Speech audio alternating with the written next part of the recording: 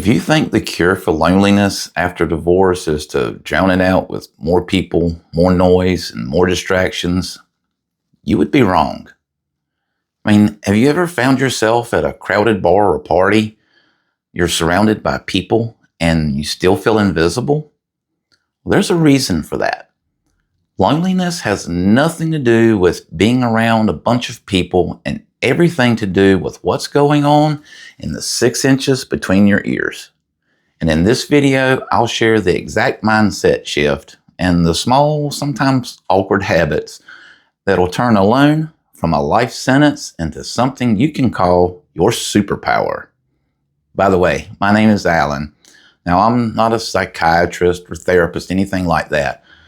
I'm just a regular guy that's been down this road. And I want to share my experience with you so maybe it can help you on your journey after divorce. Now, here's why more people isn't the answer. Let me take you back a little bit. My grand strategy for surviving post-divorce loneliness looked like a fifth grader's battle plan. Join a bowling league, talk to a stranger in the grocery store, go to a bar or party and surround myself with people. Well, every Friday night, I ended up right back here, sitting in the same chair, staring at the same four walls of my one-bedroom apartment. I wasn't lonely because I lacked people around me. I was lonely because my brain kept running the same old script. You're the sad divorced guy and everybody knows it. And psychologists actually back this up.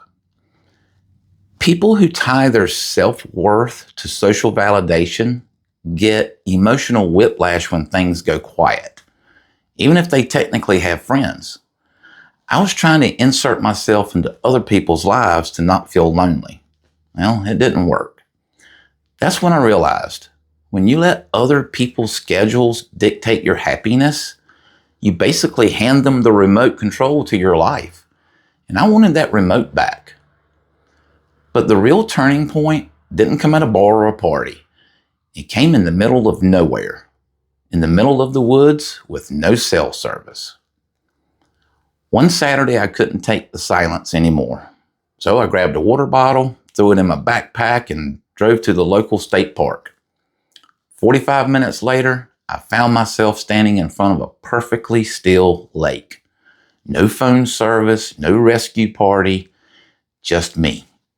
And for the first time in a year, I laughed. A real belly laugh. That's when it hit me. The loneliness wasn't in the empty house. It was in my head. And if it was living rent-free in my head, then I could just evict it. Now, I didn't fix loneliness overnight. It wasn't a single light bulb moment. It was reps, like going to the gym. You don't go to the gym once and come out with big muscles. You got to build those muscles by consistently going to the gym and working those muscles. Rewiring your brain works the same way. Now, here are 3 tiny, slightly uncomfortable habits that retrained my 50-something-year-old brain. 1, take silent nature walks. No phone, no podcast, just 20 minutes of me and my thoughts. At first, my brain blasted the greatest hits of regret, like that dumb thing I said in 1998 that still makes me cringe. But after a couple of weeks, the static started to fade. The sun on the trees actually felt brighter. Number 2, creative micro projects. I had a cheap guitar, a chord book. My first attempts at Every Rose Has Its Thorn could have cleared every squirrel from a 5-mile radius. It was awful, but it didn't matter. Each mangled chord was proof I could enjoy myself without an audience. The link between fun and approval started to break. Number 3, solo restaurant dates. Picture this. Me walking into a steakhouse, gripping my phone like it's a riot shield. Halfway through my ribeye, I realized nobody cared that I was eating alone. The family at the table next to me was too busy refereeing a toddler cage match over an iPad. By dessert, I wasn't hiding anymore. I was eating like a king. But these habits alone weren't enough. Something else had to click before they really stuck. The real lock-in moment came from one thought. My company, my own company, is enough. Not my job title, not my marital status, just me breathing, sitting in a chair. Psychologists call it unconditional self-acceptance. I just call it getting off my own back. Now when that old hurt shows up, I run 2 quick checks with myself. 1, what do you actually need right now, besides food, water, or money? And number 2, can you get that without permission from somebody else? 99% of the time, the answer is yes. That simple routine cuts the panic off right at the knees. Confidence isn't built at some rah-rah retreat. It's built in reps. Again, just like going to the gym to build muscle. Now, here are 3 of the confidence builders I use. Number 1, the 30-second mirror rule.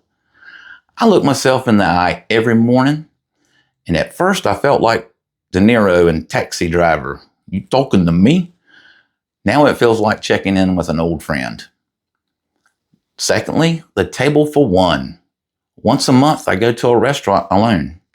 No debating what to eat, I just do it. It's a clear message to my brain, you're in charge of your own good time. And number 3, the postmortem brag. After I do something solo, I end it with, hey, not bad for an old guy. Last week's not bad for an old guy, you put that IKEA bookshelf together and only swore 12 times. Now I want to hear from you. Drop a comment with one solo thing you're going to try this week. Maybe it's sitting down for 5 minutes. Maybe it's dinner alone. Maybe it's something weird like juggling. If this video resonated with you, hit the like button. And if you want more straight talk like this, please subscribe and share this with someone you know that could benefit from it. I thought loneliness was a lack of other people. Turns out it was a lack of attention I was giving myself. Start small. 1 walk, 1 bad guitar chord, 1 deep breath. Stack those up, and the ache doesn't just fade, it transforms into a quiet confidence no one can ever take from you. Now, let's talk about purpose. If you want to get that fire back in you again, watch this video next, and I'll see you over there. Thanks for sitting with me today.